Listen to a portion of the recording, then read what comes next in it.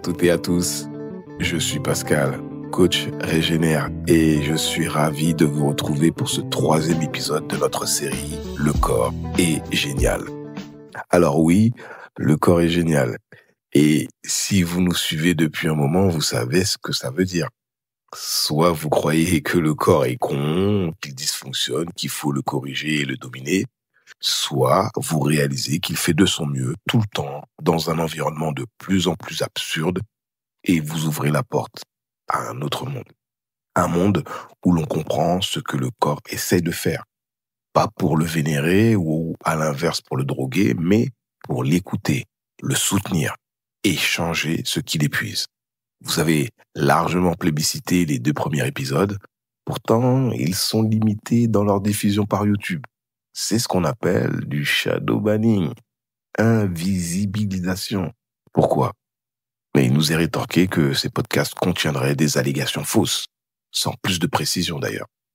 Donc, quand tu dis qu'il faut gaver la population de médicaments, vacciner à tour de bras, on te déroule le tapis rouge. Mais quand tu essayes de mettre en avant les processus physiologiques merveilleux du vivant et à quel point notre compréhension est erronée, tu te fais invisibiliser. C'est révélateur, non? Alors, plus que jamais, on a besoin de vous.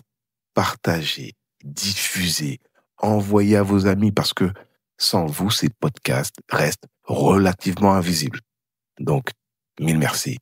Alors aujourd'hui, dans ce 3e épisode, on va parler du cholestérol. Cholestérol.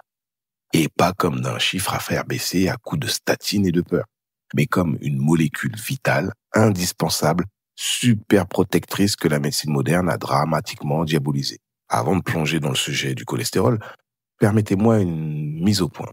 Parce que si vous avez écouté les 2 premiers épisodes, vous avez compris notre position. Le corps ne se trompe pas. Il compense, il s'adapte, il fait avec ce qu'il peut dans un monde qui ne lui ressemble plus. Il cherche à survivre coûte que coûte. C'est ça le maître mot, la survie. Mais attention à ne pas tomber dans l'excès inverse. Ce n'est pas parce que le symptôme n'est pas une erreur qu'il est forcément une bonne nouvelle. Ce n'est pas parce que le corps met en place une stratégie d'urgence qu'il est en train de vous guérir. Ce qu'on appelle maladie, c'est donc malheureusement souvent une réponse de survie, une tentative de limiter la casse, pas forcément de réparer les fondations. Ici, on ne vous propose ni l'angélisme, ni le nihilisme médical. On vous propose une lecture lucide de ce que le corps essaye de faire quand il n'en peut plus. Et ça commence par dire la vérité. Le corps ne cherche pas à te guérir, toi, le centre de toute chose. Il cherche à survivre, à compenser. Il fait de son mieux dans un contexte de stress, d'inflammation, de surcharge alimentaire, de carences multiples. Et dans le cas du cholestérol, c'est exactement ça. Le corps répond à une inflammation, il tente de colmater, de réparer, de protéger. Et nous, qu'est-ce qu'on fait? On regarde son taux sanguin et on bloque sa production. Comme si c'était lui le problème. C'est tout le paradoxe de cet épisode.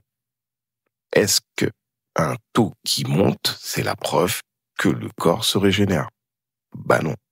C'est la preuve qu'il répond à un incendie quelque part dans l'organisme et qu'il envoie ses pompiers moléculaires pour colmater, réparer, protéger. Mais comme toujours, dans cette époque délirante, on prend le pompier pour un pyromane, on accuse le messager d'être responsable de la guerre et on fait taire le symptôme sans rien comprendre à ce qu'il révèle. Un rappel du principe régénère. Quand on part du postulat que le corps est intelligent, on cherche à comprendre sa stratégie. Et quand on observe le cholestérol, on découvre un héros métabolique. C'est l'objectif de cet épisode. Vous montrer que le cholestérol n'est ni un poison, ni une erreur, mais une molécule vitale, essentielle, démonisée à tort. Et qu'en le forçant artificiellement à la baisse, on met la personne en danger. Exactement le même processus délirant que ce qui a été développé dans les épisodes 1 et 2. Et oui, c'est la même logique mortifère en action. Alors, ouvrez grand vos oreilles. On commence. Si vous avez suivi Thierry, Ne serait-ce qu'un peu ces 10 dernières années, vous l'avez déjà entendu dire des dizaines de fois. Corrélation n'est pas causalité. Corrélation n'est pas causalité. C'est la phrase qu'il a répétée inlassablement dans ses conférences, ses vidéos, ses formations. Et c'est probablement l'une des plus mal comprises ou des plus volontairement ignorées de toute la médecine moderne. Parce que oui, ce n'est pas parce qu'on retrouve du cholestérol dans les plaques d'athérome qu'il est responsable de leur formation. Ce n'est pas parce que les gens qui font des infarctus ont un cholestérol élevé que c'est le cholestérol qui a tué leur cœur. C'est comme si vous disiez que les pompiers causent les incendies, puisqu'à chaque fois qu'il y a un feu, ils sont là. Absurde, hein? Eh bien, c'est exactement ce que la médecine conventionnelle a fait avec le cholestérol. Elle a observé qu'on retrouvait du cholestérol dans les artères bouchées. Alors, elle en a déduit qu'il fallait le faire baisser à tout prix. Sauf que, dans cet épisode, je vais vous montrer que le cholestérol n'est pas le pyromane, c'est le pompier qui arrive après la dégradation pour limiter les dégâts. Il est mobilisé parce qu'il y a un problème, pas pour en créer un. Et là, tu vois tout de suite ce que ça implique. Cibler le cholestérol comme si c'était un poison, c'est non seulement une erreur, mais c'est une catastrophe thérapeutique. Parce que ça veut dire qu'on tire sur les secours. On empêche le corps de se réparer. On bloque une des réponses les plus fondamentales du vivant à l'inflammation, à la dégradation, à l'oxydation. Et bien sûr, une fois que tu as dit ça, tu sors des clous. Tu sors de la science officielle. Tu t'attaques à un business colossal. Et tu te retrouves, comme Thierry, blacklisté, moqué, censuré, harcelé, et finalement, sous le coup de la justice. Et ce que je vous dis au sujet du cholestérol n'est pas juste une intuition de terrain ou une lubie de naturopathe mal luné, hein. C'est exactement ce qu'ont montré des chercheurs et médecins de haut niveau, souvent bannis, eux aussi, pour avoir osé penser autrement.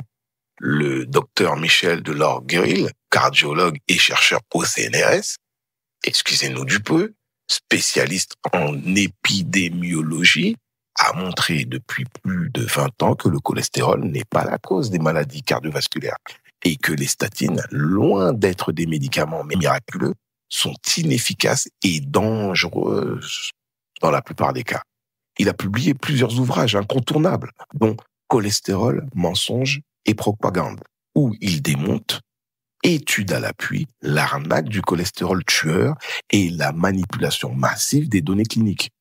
Et le pire, c'est que toutes les études indépendantes sérieuses vont dans ce sens depuis des années, mais elles sont ignorées.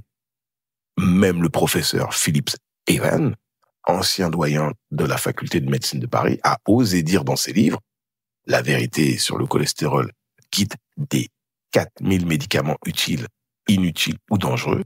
Ce monsieur, ce professeur, a osé dire que les statines ne servent à rien chez 90% des patients, qu'elles font l'objet d'un lobby pharmaceutique gigantesque et que le cholestérol a été diabolisé à tort.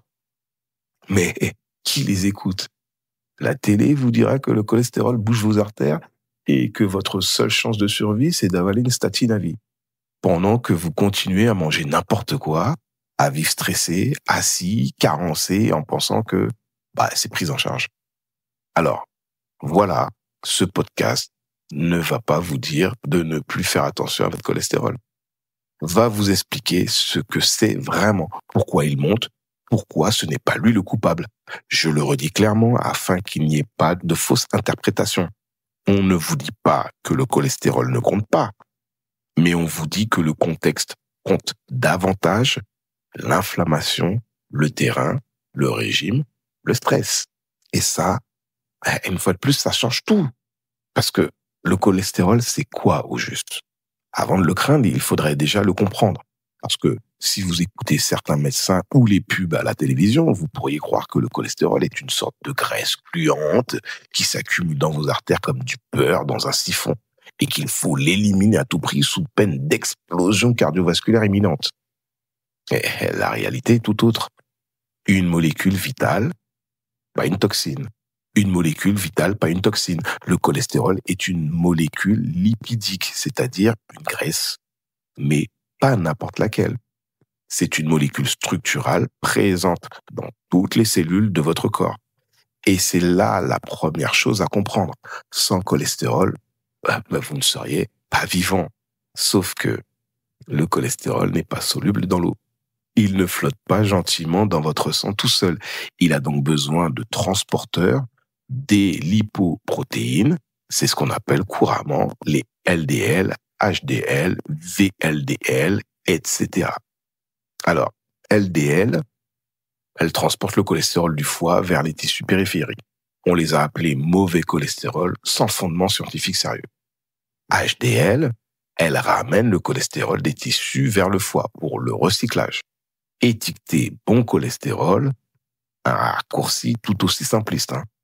VLDL, elles transportent les triglycérides, mais peuvent aussi transporter du cholestérol. Ces transporteurs ne sont pas le cholestérol lui-même, mais des véhicules. Les diaboliser revient à accuser la voiture d'un crime, alors qu'elle ne fait que transporter passagers utiles. Mais attendez, il faut quand même qu'on s'arrête 2 minutes sur cette histoire de bon cholestérol et de mauvais cholestérol. Franchement, là, on touche au génie du marketing médical. Le cholestérol, il n'y en a qu'un. Une seule molécule. Toujours la même. Point barre.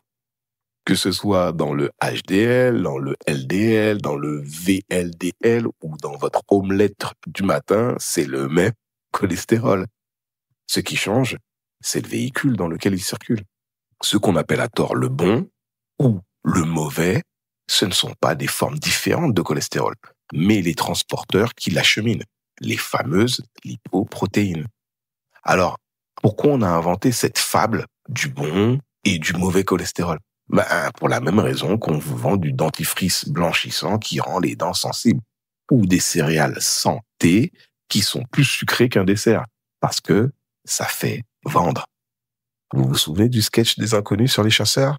Alors, il y a le bon chasseur et le mauvais chasseur. Le bon chasseur, il voit un truc, il tire. Et le mauvais chasseur, il voit un truc, il tire. C'est pas pareil parce que parce que c'est le bon chasseur. Et voilà. Vous avez compris la logique derrière le bon cholestérol et le mauvais cholestérol. C'est pas rationnel, c'est idéologique. Le LDL transporte le cholestérol du foie vers les tissus périphériques. Le HDL le ramène au foie pour recyclage. Et alors? Qui a dit que c'était bon ou mauvais? C'est juste un circuit de livraison. À ce compte-là, le facteur qui vous apporte une facture est un mauvais facteur. Et celui qui vous livre un colis Amazon est un bon facteur. Mais c'est le même mec. À la rigueur, si on voulait être rigoureux, on pourrait dire il y a des bons et des mauvais transporteurs de cholestérol.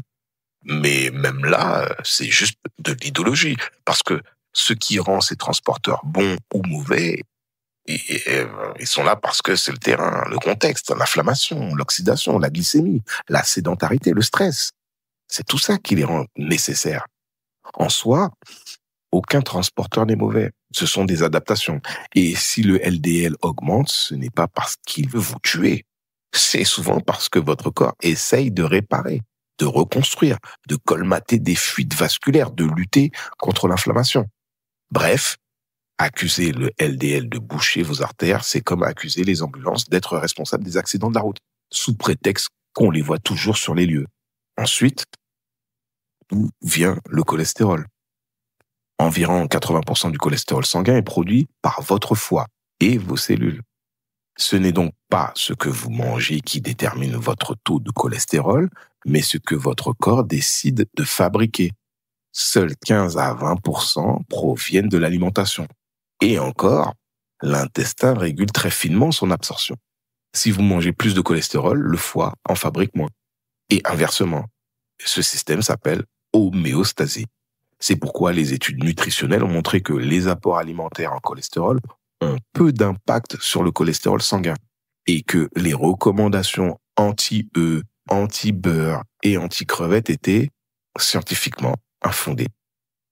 Michel de Lorgeril, dans son livre Cholestérol, mensonge et propagande, explique d'ailleurs en détail comment cette confusion entre apport et taux sanguin a été instrumentalisée par l'industrie pharmaceutique pour faire peur et vendre. Enfin, à quoi sert le cholestérol? Voici la partie que peu de médecines prennent le temps d'expliquer. Et pourtant, elle est fondamentale. Le cholestérol n'est pas un passager clandestin.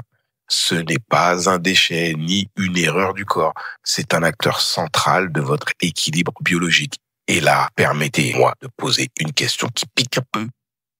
Pourquoi est-ce qu'il ne vous explique pas ça? 2 hypothèses. Et elles ne sont pas incompatibles. Premièrement, peut-être qu'ils ne le savent pas. Et là, il faut bien le dire, ce n'est même pas de leur faute. Parce que la formation médicale classique, en France comme ailleurs, est aujourd'hui devenue un apprentissage du catalogue des laboratoires. On y apprend par cœur des protocoles, des posologies, des guidelines sponsorisés, mais on n'apprend pas la physiologie vivante, celle qui fait sens. Encore moins les fonctions métaboliques complexes d'une molécule comme le cholestérol. Deuxièmement, peut-être qu'ils le savent. Mais dans ce cas, comment justifier de vous prescrire une statine? Comment regarder un patient droit dans les yeux et lui dire « Vous produisez une molécule indispensable à la survie de vos cellules, alors on va en bloquer la fabrication. » Non mais, sérieusement. Parce que dès que vous comprenez à quoi sert le cholestérol, à fabriquer vos hormones sexuelles et surrénaliennes, à synthétiser la vitamine D, à stabiliser les membranes cellulaires, à produire les sels biliaires pour digérer les graisses, à réparer les tissus lésés. Mais alors, il devient tout simplement absurde de vouloir faire baisser ce taux comme s'il s'agissait d'un poison. Et là, on touche à l'énorme scandale des statines. Un marché de plusieurs dizaines de milliards d'euros par an. Des médicaments qui ne réduisent pas la mortalité globale, mais qui dégradent la vitalité, la mémoire, les muscles, la libido, la production hormonale. Et qui, au passage, réduisent votre capacité naturelle à vous réparer. Alors, pourquoi on ne vous explique pas à quoi sert le cholestérol? Parce qu'à peine vous l'auriez compris que la majorité des prescriptions s'effondreraient d'elles-mêmes. Et ça, ce n'est pas bon pour le business. Alors, le cholestérol dans l'organisme, c'est quoi? 1. Constituant des membranes cellulaires. Le cholestérol est un composant structurel fondamental de la membrane de toutes vos cellules. Il régule la fluidité membranaire, c'est-à-dire l'équilibre entre rigidité et souplesse, ce qui permet à la cellule de maintenir sa cohésion, tout en restant perméable et réactive à son environnement. Trop peu de cholestérol, la membrane devient instable, trop perméable, sujette à des fuites ioniques. Trop de cholestérol, elle devient trop rigide, ce qui perturbe les échanges et la signalisation cellulaire. En assurant cet équilibre, le cholestérol permet aux cellules de communiquer, se défendre, s'adapter et survivre dans des conditions changeantes. Sans cholestérol, la membrane perd sa capacité à filtrer, à transmettre des signaux et à se protéger. Donc, résultat, la cellule dépérit, perd sa fonction et meurt. Le cholestérol est le point de départ de la synthèse de toutes les hormones dites stéroïdes. Cortisol, l'hormone anti-stress, l'immunorégulateur. La testostérone, les oestrogènes, la progestérone. Régulation sexuelle, reproduction, humeur. Et l'aldostérone, équilibre hydrosodé et tension artérielle. Pas de cholestérol, pas d'hormones. Et donc, fatigue, dépression, infertilité, troubles immunitaires. Rien que ça. Troisième rôle du cholestérol dans l'organisme, il fait une synthèse de la vitamine D. Sous l'effet des UVB solaires, le cholestérol présent dans la peau est transformé en prévitamine D3. C'est le point de départ de la cascade de fabrication de la vitamine D, qui joue un rôle essentiel dans l'immunité, l'humeur, les os et la prévention des cancers. Priver l'organisme de cholestérol, c'est donc aussi priver l'organisme de vitamine D, dans un monde déjà largement carencé. Quatrième fonction, production des sels biliaires. Le foie transforme le cholestérol en acide biliaire stocké dans la vésicule biliaire. Ces sels biliaires sont indispensables à la digestion et à l'absorption des graisses, notamment des vitamines liposolubles, les vitamines A, D, E et K. Trop peu de cholestérol égale mauvaise digestion des graisses égale carence chronique. Donc, en résumé, le cholestérol est produit naturellement par le corps, est indispensable à la survie cellulaire, hormonale, immunitaire et digestive, et est régulé en permanence par des systèmes homéostatiques internes. L'attaquer aveuglément, c'est comme vouloir soigner une voiture en détruisant son moteur. Non, mais on en est là, hein. Donc, cholestérol élevé égale danger? L'idée que le cholestérol élevé tue est un des dogmes les plus profondément ancrés dans l'inconscient collectif médical et populaire. Et pourtant, aucune preuve scientifique sérieuse ne démontre que le cholestérol en soi est une cause directe de maladies cardiovasculaires. Le malentendu de départ? LDL égale tueur. La peur vient du lien statistique observé dans certaines études entre LDL, cholestérol et risque cardiovasculaire. Mais ce lien est corrélatif, non causal. Corrélatif, non causal, ce sont deux choses très différentes. Alors, je répète, corrélation n'est pas causalité. C'est pas difficile à comprendre pourtant. Comme le rappelle Michel de Lorgueil, le fameux cardiologue, chercheur au CNRS et auteur de Cholestérol, mensonge et propagande, le cholestérol circule partout où il y a des vaisseaux. Le retrouver dans une plaque d'athérome ne prouve rien, sinon qu'il fait son travail. Le LDL est un transporteur. Il livre du cholestérol indispensable aux cellules périphériques. Le fait qu'il soit retrouvé dans les plaques ne signifie pas qu'il en est la cause. C'est un sophisme que la science moderne, transformée en scientisme, adore par-dessus tout. Le vrai problème, c'est l'oxydation des LDL. Le LDL devient potentiellement dangereux quand il est oxydé. Cela se produit en présence de radicaux libres, stress oxydatif 1, d'un terrain inflammatoire chronique, lié souvent au tabac, à une glycémie instable, à une alimentation ultra transformée, à des carences en antioxydants. Il se produit également lors d'un excès de fer libre dans le sang, un facteur pro-oxydant puissant. Ce n'est pas le LDL en soi qui est toxique, mais le contexte qui le transforme. Comme l'explique le professeur Uf Ramskov, auteur du livre The Cholesterol Myth, les LDL oxydés sont à la fois la conséquence d'un terrain délétère et un marqueur de risque. Mais les baisser mécaniquement ne traite en rien ce terrain. Sans inflammation, le cholestérol ne bouge rien. Le cholestérol ne s'accumule pas au hasard dans vos artères. Il intervient en réaction à une agression. Sans inflammation chronique des vaisseaux, aucune accumulation significative ne se produit. Donc au final, pour résumer, d'inflammation vasculaire, pas de dépôt, pas de problème. Le cholestérol intervient alors comme réparateur, comme pansement métabolique et non comme déclencheur du mal. Michel de Lorgueil, une fois de plus, a publié de nombreuses critiques de grandes études soi-disant en faveur des statines.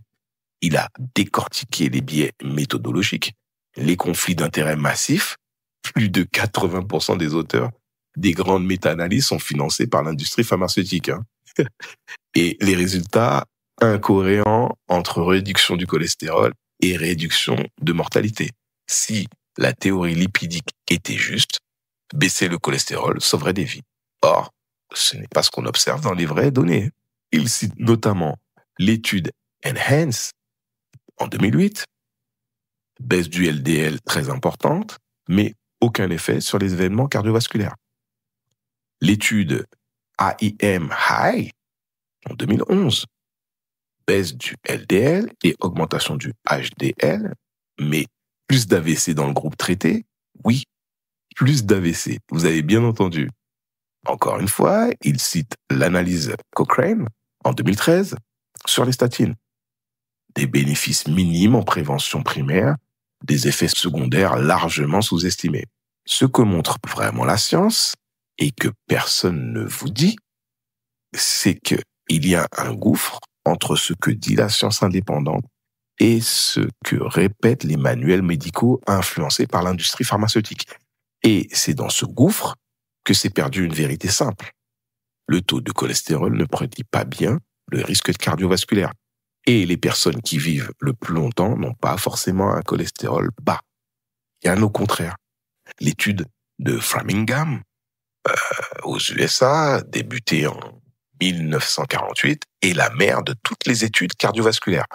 Elle a permis d'identifier certains facteurs de risque, mais aussi quelques surprises. Ce que l'étude montre clairement, c'est que chez les personnes de plus de 50 ans, plus le cholestérol est bas, plus la mortalité est élevée. Elle montre également que les femmes avec un cholestérol élevé vivent plus longtemps. Et surtout, chez les plus de 65 ans, il n'y a aucune corrélation entre cholestérol total et risque de mortalité cardiovasculaire. Ces résultats ont été minimisés, tordus, étouffés, mais ils existent et ils sont disponibles dans les publications officielles de Framingham. Michel Delorgeril les cite abondamment dans ses ouvrages. Il y a également l'étude PURE. L'étude PURE de 2017, menée dans 18 pays, a suivi 135 000 personnes pendant 7 ans. C'est l'une des plus vastes enquêtes nutritionnelles et métaboliques jamais réalisées. Résultat, plus l'apport en graisse saturée et en cholestérol alimentaire est élevé, plus la mortalité cardiovasculaire diminue. Et les personnes avec le moins de cholestérol dans leur alimentation étaient les plus à risque. L'étude PURE a aussi montré que les marqueurs les plus prédictifs de mortalité cardiovasculaire sont la glycémie à jeun, le rapport triglycéride, HDL, la CRP ultrasensible, l'inflammation chronique, et non le cholestérol total ou le LDL. 3, encore des études minimisées, les centenaires. Les centenaires du cholestérol plein des artères et la vie. Dans les études menées sur les centenaires, notamment en Italie, au Japon, en Sardaigne, une chose saute aux yeux. Ils ont souvent un taux de cholestérol plus élevé que la moyenne. Pourquoi ? Parce qu'un cholestérol élevé est souvent le reflet d'un foie qui fonctionne bien, d'une bonne capacité hormonale et d'une résistance naturelle à l'inflammation vasculaire. Le professeur David Diamond, chercheur en neurosciences et nutrition, conclut: le cholestérol total est un des plus mauvais marqueurs de risque. L'obsession de le baisser repose sur un mythe entretenu à coups de milliards. Et il rajoute que ce n'est pas le taux de LDL qui compte, c'est la taille des particules LDL. Les petites particules denses, LDL, small dense, sont plus susceptibles d'être oxydées et de s'infiltrer dans les parois vasculaires, tandis que les grosses particules légères, LDL, pattern A, sont neutres ou protectrices. Ce paramètre est totalement négligé dans les bilans classiques, et pourtant il fait toute la différence. Or, ce qui influence la taille des LDL, ce n'est pas le gras, mais les excès de sucre rapide, la résistance à l'insuline et l'inflammation métabolique silencieuse. Aujourd'hui, le ratio triglycérides sur HDL est reconnu, même par des cardiologues non dissidents. Il est reconnu comme marqueur de terrain bien plus pertinent. Un rapport élevé, supérieur à 2, est un indicateur fort d'insulinorésistance. Un rapport bas, inférieur à 1, indique un terrain métabolique stable et peu inflammatoire, quel que soit le taux de cholestérol total. Et ce ratio est directement influencé par l'alimentation, le jeûne, le mouvement, la respiration, pas par la prise de statine ou la réduction des lipides alimentaires. Alors, même si on l'a déjà un peu évoqué dans ce podcast, la question essentielle est aussi: pourquoi le cholestérol augmente-t-il ? Avant de se demander comment le faire baisser, il faudrait d'abord comprendre pourquoi il monte. Et là encore, la logique vitaliste et la physiologie disent exactement la même chose. Il monte quand le corps a besoin de lui. Le cholestérol est une molécule utile, un élément de construction et de réparation. S'il est plus élevé dans le sang, ce n'est pas parce qu'il s'ennuie, c'est parce qu'il y a un chantier quelque part. Ça peut être un stress chronique, donc une demande hormonale accrue, une production augmentée. N'oubliez pas que le cholestérol est le précurseur direct de toutes les hormones stéroïdiennes, cortisol, aldostérone, tout ça au niveau des surrénales. Au niveau de la testostérone, des oestrogènes, des progestérones, ça ce sont les gonades. De la vitamine D, synthèse cutanée à partir du cholestérol. Quand vous êtes en stress chronique, l'axe hypothalamo-hypophyso-surrénalien tourne à plein régime. La production de cortisol explose. Le foie doit fournir plus de cholestérol pour répondre à cette demande hormonale. Ce n'est pas anormal, c'est un programme de survie. Le problème, c'est que dans un stress prolongé, la demande ne redescend jamais et le cholestérol reste haut en continu. Donc, le cholestérol que vous trouvez dans votre sang a pour but de produire des hormones surrénaliennes dans ce cas. Vous trouverez ça intelligent de bloquer sa production? Bon. 2. L'inflammation chronique emmène un besoin de réparer les parois vasculaires. Le cholestérol est aussi un stabilisateur de membrane et un colmatage d'urgence pour les artères endommagées.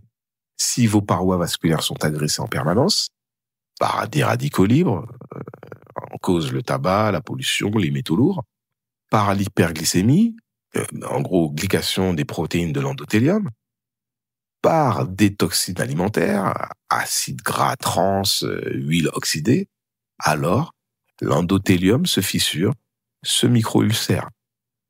Et que fait le corps? Il envoie du cholestérol LDL sur place pour recouvrir la zone et éviter une rupture brutale. C'est ce que Michel Delorme-Guéril, on lui fait de la pub, dans ce podcast, appelle le rôle anti-hémorragique du cholestérol. Les dépôts lipidiques dans les artères ne sont pas la cause de la maladie, mais une tentative de stabilisation. On va développer dans la suite de ce podcast parce que ce phénomène est essentiel. 3e processus, carence thyroïdienne égale métabolisme hépatique ralenti. Le foie fabrique, transforme et recycle le cholestérol. Et cette fonction est sous contrôle de la thyroïde. En cas d'hypothyroïdie fruste ou avérée, le catabolisme des LDL est ralenti, le foie en recycle plus autant qu'il le devrait. Le taux de cholestérol total et le LDL augmentent mécaniquement. Les bilans sanguins affichent hypercholestérolémie alors qu'il s'agit d'un ralentissement moteur. Le problème, le diagnostic de l'hypothyroïdie est très mal posé dans la médecine courante. On se contente souvent de mesurer la TSH, signal de commande, sans vérifier la T3 libre, l'hormone active, ni la température basale, qui sont pourtant les marqueurs les plus pertinents de l'activité thyroïdienne réelle. Résultat, des milliers de personnes passent sous les radars et se retrouvent traitées à coups de statine, alors que le vrai problème est hormonal. 4. Diabète et insulinorésistance égale LDL glyqué et oxydé. Le sucre est le pire ennemi des LDL. Excès de glucose nous donne une glycation des particules, LDL, altération irréversible de leur structure. Il nous donne des particules glyquées qui amènent une oxydation rapide sous l'effet du stress oxydatif et nous amène LDL oxydé et qui entraîne une reconnaissance comme déchet par les macrophages qui amène une formation de cellules spumeuses et de plaques d'athérome. Alors, attention, ici, ce n'est pas le cholestérol qui est toxique. C'est sa transformation pathologique sous l'effet de l'hyperglycémie et de l'inflammation. Petit disclaimer. Allez, c'est dense. Je propose une synthèse, d'accord? Retenez déjà un point essentiel. Dans tous ces cas, le cholestérol monte toujours pour une raison. Toujours. Il nourrit la fabrication d'hormones. Il stabilise des tissus en danger. Il compense un métabolisme ralenti. Il réagit à une agression chronique. Ce n'est pas une faute du corps, c'est un signal d'alerte. Le vrai coupable, l'environnement inflammatoire. Si le cholestérol peut devenir un problème, ce n'est pas par sa quantité, mais par le contexte dans lequel il circule.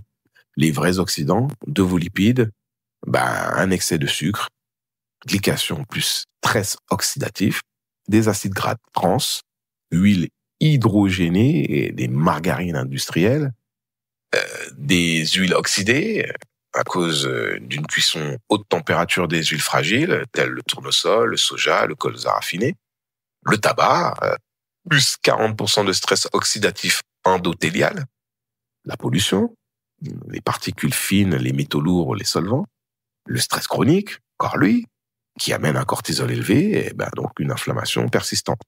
Ces facteurs attaquent les LDL, les oxydent et transforment un transporteur utile en dangereux déchet. Alors, de l'oxydation à la plaque d'athérome, qui est la mécanique réelle. Je vous ai dit il y a 5 minutes que j'allais vous décrire le phénomène. Alors, on y est. Écoutez bien, car c'est vraiment le point que personne ne vous expliquera, sauf des médecins comme Michel de Lorgueil. Quand vos particules de LDL sont altérées par glycation, donc excès de sucre, ou par oxydation, le stress oxydatif, elles changent littéralement de visage. Les cellules immunitaires, et en particulier les macrophages, ne les reconnaissent plus comme du soi, mais comme des déchets à éliminer. LDL oxydé, déclenchement de l'alerte immunitaire. Les macrophages viennent nettoyer et engloutissent ces LDL oxydés. Mais comme ces particules sont déformées et piégées, ils ne peuvent plus les recycler normalement.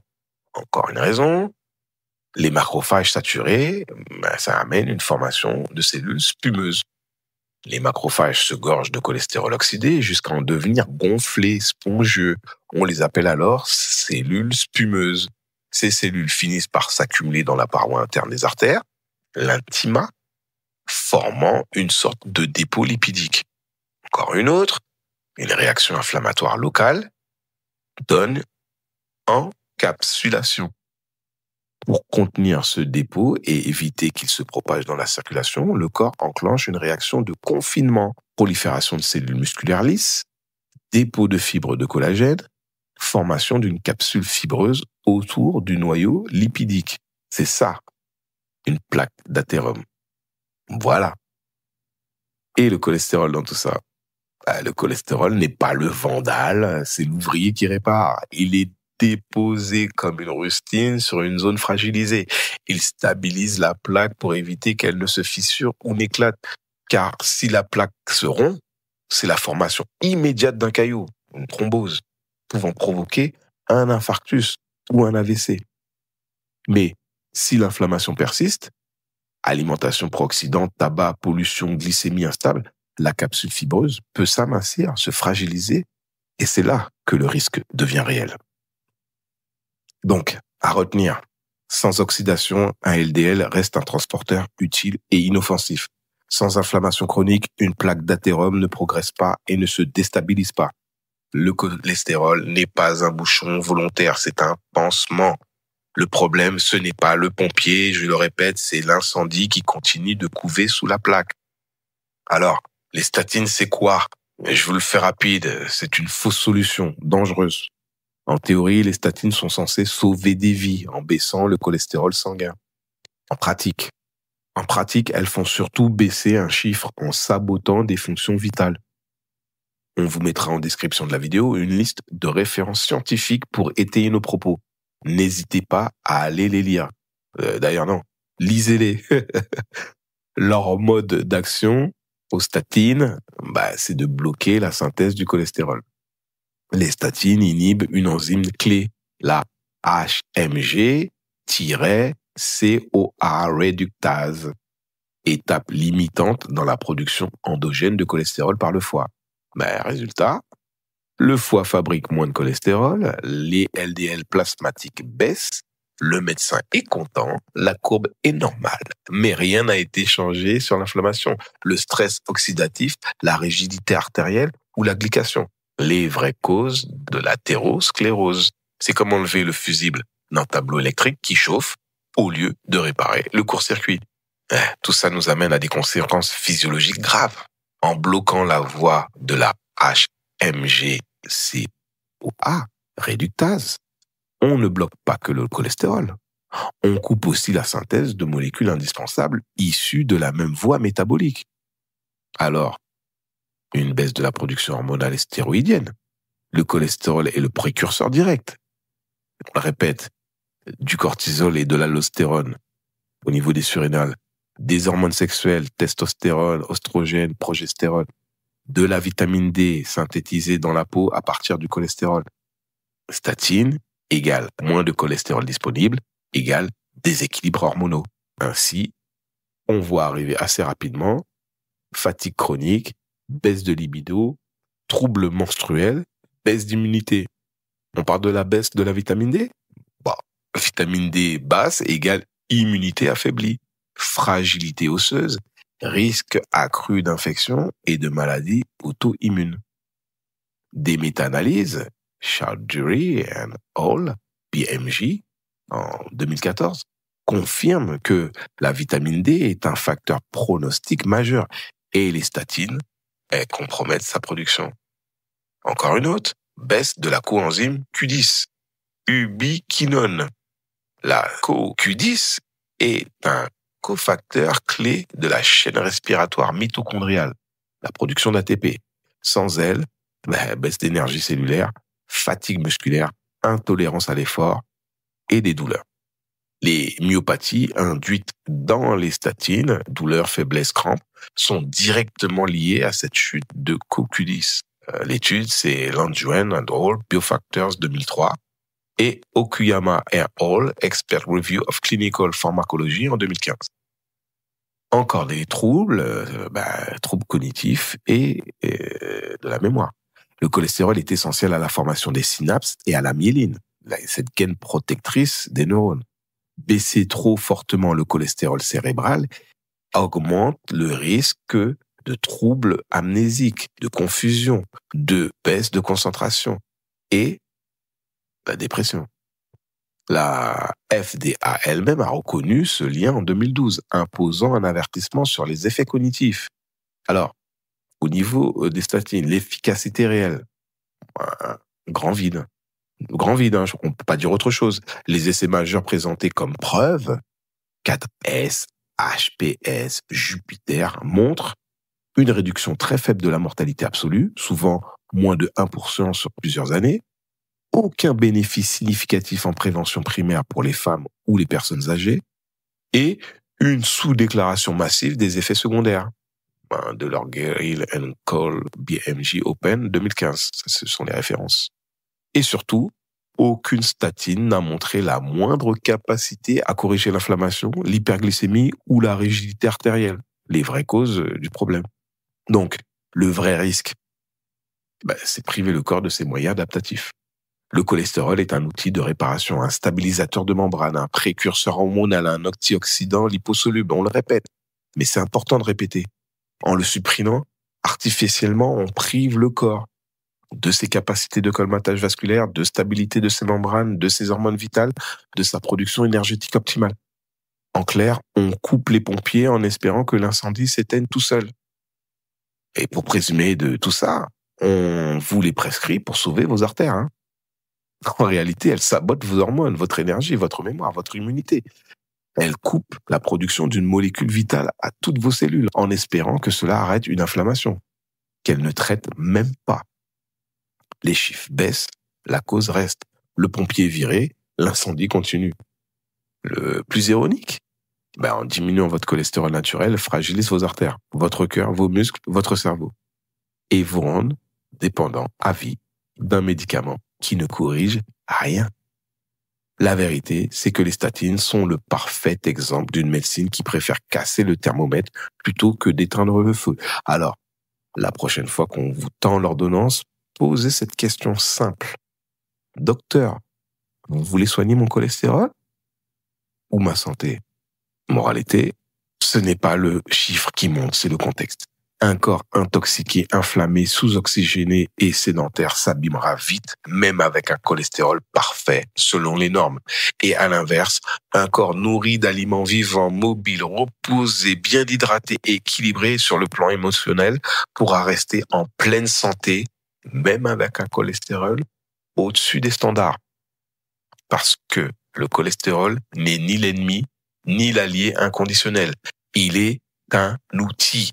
Dans un bon environnement, il répare, stabilise, protège. Dans un terrain délabré, il devient la rouille sur un métal déjà corrodé. Un signe que tout le système se dégrade. C'est toujours le terrain qui fait la différence entre un indicateur de vitalité et un signal de détresse. C'est toujours le terrain qui fait la différence entre un indicateur de vitalité et un signal de détresse. Bon. On est presque à la fin de ce podcast. Et voyons pour conclure ce qu'on peut faire vraiment pour la santé cardiovasculaire. Parce que c'est ça que vous allez me dire, Pascal. Qu'est-ce qu'on fait? Parce qu'enfin, il est quand même temps de parler de santé. Hein? Pas de gestion d'indicateurs, pas de course à la norme, pas de chasse aux chiffres de santé réels. Et la santé cardiovasculaire, ce n'est pas de traquer le cholestérol comme un criminel, c'est de transformer le terrain pour que vos artères restent souples, vivantes et irriguées. Concrètement, ça veut dire réduire les sucres raffinés, donc limiter la glycémie instable et la glycation qui rigidifie vos vaisseaux. Manger vivant, riche en antioxydants, des légumes, des fruits, des herbes, des graines, des huiles vierges, pour contrer l'oxydation des LDL et nourrir l'endothélium. C'est bouger tous les jours, activer la circulation, stimuler la production d'oxyde nitrique, maintenir la souplesse vasculaire. C'est respirer lentement, favoriser la cohérence cardiaque, réduire la tension nerveuse, améliorer l'oxygénation cellulaire. C'est dormir, restaurer les systèmes hormonaux, calmer le cortisol, régénérer les tissus. C'est jeûner, un jeûne intermittent, prolongé selon votre terrain. Ça active l'autophagie, ça réduit les dépôts, ça améliore la flexibilité métabolique. C'est aussi apaiser le stress, puis l'adrénaline chronique qui abîme les parois vasculaires. Et c'est surtout reminéraliser magnésium, potassium, oligoéléments pour nourrir la vasodilatation et la relaxation artérielle. Quand le corps est bien conduit, le cholestérol s'autorégule de lui-même. Pas besoin de le casser à coups de chimie. Il revient naturellement à l'équilibre parce qu'il n'a plus besoin d'intervenir en mode pompier. Alors, voilà, un gros morceau aujourd'hui, hein. J'en conviens. Hein. Mais le cholestérol n'est pas le coupable qu'on nous a vendu. Ce n'est pas le tueur, c'est le réparateur. Baisser un chiffre, ce n'est pas sauver une vie. C'est se donner l'illusion d'agir tout en laissant les vraies causes. L'inflammation, l'oxydation, le terrain délabré. C'est continuer leur travail de sape, finalement. Et quand on prescrit massivement des statines, en sachant qu'elles privent le corps d'une molécule vitale, qu'elles affaiblissent le cœur, le cerveau, les muscles et l'immunité, quand on le fait non pas pour traiter une cause, mais pour répondre à une statistique et à une logique industrielle, alors oui, on franchit une ligne. Ce n'est plus seulement de la mauvaise médecine. C'est une complicité assumée dans un meurtre de masse lent, silencieux mais certain. Retenez bien, le corps est génial, même avec un cholestérol élevé. Le cholestérol est un médiateur de réparation, pas un facteur de destruction. Ce que vous appelez cholestérol est peut-être ce qui vous a évité l'AVC. Ne tirez pas sur l'ambulance, soignez la route. Et rappelez-vous, ce n'est pas le taux qui tue, c'est le terrain. Alors, faites-moi plaisir. Faites écouter ce podcast à votre médecin. Pas pour l'humilier, mais pour voir sa réaction quand on remet un peu de physiologie, de science et de bon sens au milieu du discours industriel. Parce que, au fond, il y a deux choix. Soit on continue à traiter les pompiers comme des pyromanes, soit on apprend enfin à éteindre l'incendie. Et c'est ce jour-là seulement qu'on pourra parler de santé. Merci pour votre écoute, vraiment. Et merci d'avance pour votre relais. Parce que ce type de contenu ne comptera jamais sur les algorithmes pour se faire connaître. Alors, si vous voulez que ce message circule, voici ce que vous pouvez faire. Et ça change tout. 1. Un partage direct. Envoyez le lien du podcast à 3 personnes autour de vous qui ont besoin d'entendre une autre version que celle des pubs télé et des notices médicales. 2. Une publication sur vos réseaux. Postez-le sur votre Facebook, l'Instagram, Telegram ou même LinkedIn avec une phrase personnelle qui explique pourquoi vous l'avez trouvé utile. Et puis 3, les commentaires. Laissez un commentaire sous la vidéo ou le podcast. Les plateformes mettent plus en avant les contenus qui génèrent de l'interaction. 4, le pouce et puis l'abonnement. Un like et un abonnement, ça semble anodin, mais c'est ce qui signale aux plateformes que le contenu mérite d'être montré. 5, les groupes, les forums. Partagez-la dans les groupes santé, de nutrition, de sport, bien-être. Et même sur les forums où vous discutez avec des gens ouverts à d'autres approches. 6, le format papier. Résumez-en les points clés et imprimez-les pour les donner à des proches moins connectés ou à votre médecin. 7. En parler en vrai. Rien ne vaut une discussion autour d'un café ou d'un repas. Amenez le sujet, racontez ce que vous avez appris. Ce genre de contenu ne se diffuse pas tout seul. Il se diffuse par vous. Vous êtes littéralement le moteur de ce changement de regard. On avance tous ensemble pour la vie, pour la santé. Allez, on le répète, le corps est génial. À la semaine prochaine.